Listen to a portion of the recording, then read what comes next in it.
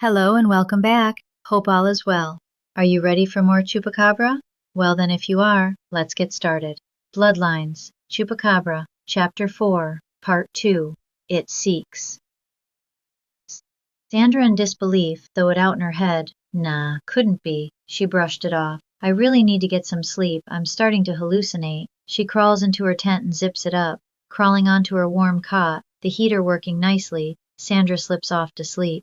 As the campers had all now gone to bed, a lonely howl off in the distance retreated into the darkness. Once more the atmosphere still heavy, the cold air now freezing. Unease. The same uneasy feeling that had caused Biddy, the chestnut mare, to paw and grunt. Hopefully she had sought a safe place for the night after breaking loose, after breaking the rope hitched to the post. In the early morning hours, the first campers to appear were Sandra, followed by Cal. Laura, on the other hand, were met with the smell of bacon and eggs being cooked over a new fire lit by Larry. Coffee filled the air as the sleepy campers started to sit in around the fire, grabbing plates. Absent was Laura. She, the others figured, she must be sleeping in after her rant and before they started their trip back. Biddy was now at ease, it seemed. The old mare looked calmer than the night before, but still no one knew what was bugging her so bad. Other than the coyote that they had thought probably been circling the camp, the old mare had stayed within the camp, not straying too far. She took it upon herself to nose the tent that Larry happened to be sleeping in, nudging the side lightly as she snorted, trying to wake the ranger up. The sun was up, and she was hungry. Morning all, Larry waves, Sandra and Cal over. Come on and fix yourselves a plate and grab some coffee. I also have toasts on the griddle if anyone wants. As the group grabbed their breakfast and sat down with a cup of coffee in hand, knowing in an hour they would be heading back down the trail and dropping off into town back to their lives, that's when they noticed that Laura still had not joined them. Must be a deep sleeper, Larry thought. Sandra felt a bit stupid as she had been drinking too much last night and realized she'd been a mean drunk and taken it out on Laura a little too hard, had wanted to apologize. She then reminisced over what she thought she had seen the night before, but dare not say a word to the others. She still passed it off as her imagination getting wrapped up into Larry's tale. After the group had finished and started to clean up before heading back to the trails, they had noticed that Laura had still not yet come out of her tent. Larry, not wanting Laura to miss out, says to Cal and Sandra, "One of you mind waking her up so we can head back? We really should start on. And it looks as if we may have a storm heading this way, from the looks of those clouds off over the mountains there." Cal steps in and offers to check on Laura to see if she's up yet. "Sure, no problem. It figures she would be a late sleeper." "Shit. I mean, after all her ranting last night, I would be tired too." As Sandra unzipped the tent, she found it was empty. Sandra shouted back to the men, "Hey, she's not in here." Cal looks inside of Laura's tent, figuring maybe she went to relieve herself somewhere, and walked back over to Sandra and Larry, who had already sat down enjoying their breakfast. Sandra looks up at Cal with a smirk as she sips her coffee, not surprised as Laura had, but all been a real rude, while Larry tried telling his story the night before. "Maybe she left," says Sandra. "You know, maybe God came and rescued her from us heathens." Stunned and a bit disturbed, both Larry and Cal walked over to Laura's tent, finding it empty. Her bed hadn't been made, and the comforter was left as if she'd gone out for a late-night pee behind a bush, but never came back. But how could this be? No one had seen her since the night before. She hadn't made an appearance at breakfast, and no one heard anything in the night.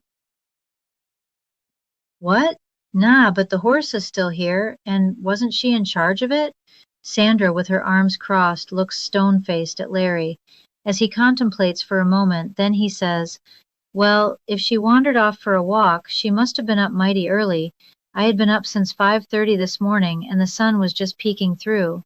Hope she took her flashlight." Cal, believing that she wandered off, can't help feeling that she just got lost. "True, I forgot about that. Well, maybe she just wandered off and got lost on the trail." Larry speaks up. "Great, this is no time to be wandering off. Just pack it up for her and we will give her a few minutes. She is probably off relieving herself before we got up and got lost on the trail. If she did, we'll find her, don't worry." Sandra steps in to help and offers to help pack Laura's things, so that if she did come back, after what she assumed was just sulking after the argument, "I'll get her stuff and load the supplies back on the horse. No prob, boss." The trio make their way back down the high trail over the path where they hope to run into Laura, but no signs of her at all, and she couldn't have gotten too far, Larry thought. Larry, looking at the dark gray clouds slowly approaching them, starts to get a bit worried. We have everything packed and she couldn't go back to camp, so where the hell is she? Says Larry. We gotta go, folks, that sky is not a friendly one. Larry pointed to the mountains where the three of them could see lighting flash, and with a slight rumble of thunder, started packing a bit quicker, not wanting to get caught up in that storm. While hiking through the trail back, Larry thought for a minute he'd have to call this one in at the station. A camper had never gone missing on any off the previous tours. Sure, when he had been a park ranger, people would venture out and go missing, but never with this job. Sandra thought about what she had seen now, and the story that the man had told. This would certainly come back to haunt her. Where did their third group member go? The party waited for an hour before leaving the entire trip behind. Knowing that Cal and Sandra knew Laura was now missing seemed to drop everyone's anger towards her, as concern grew over them quickly. When we get to an area with a communication tower, I will call the rangers and have them go looking for her. Damn it, this is why I told you all to keep close. If only she had listened instead of being so damn hard-headed. His face was reddened with anger. How could she have been so stupid, he thought. Larry, red-faced and angry now, worried about the consequences he was responsible. He had a great record as a ranger, and no one had ever gotten lost until now. Sandra had Biddy in her hand, holding the reins as Cal now had not one but two backpacks to carry back up to the ranger station. He was none too happy. Cal let out a sigh, then said, "Coyote food now. What an idiot. I mean, she almost made this entire trip just a disaster, almost ruined everything, and now she's missing." Sandra thought that was a bit harsh of Cal. That's a bit much, don't you think? I mean, I don't particularly like her and for what she did, but I can't think of her out there alone and possibly confused. She doesn't have any water or food. How could we just leave her there? And please don't say that she is coyote food. I am sure the rangers will find her.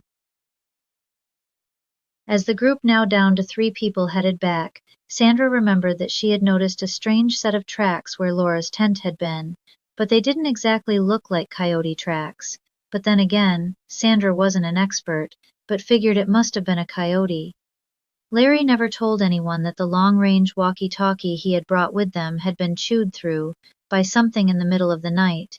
He feared that he would be held responsible for the disappearance of Miss Laura Gray, and he thought, I'm going to lose my job. The least of his worries was just that, if only he had known, he wouldn't have left it out by the fire pit.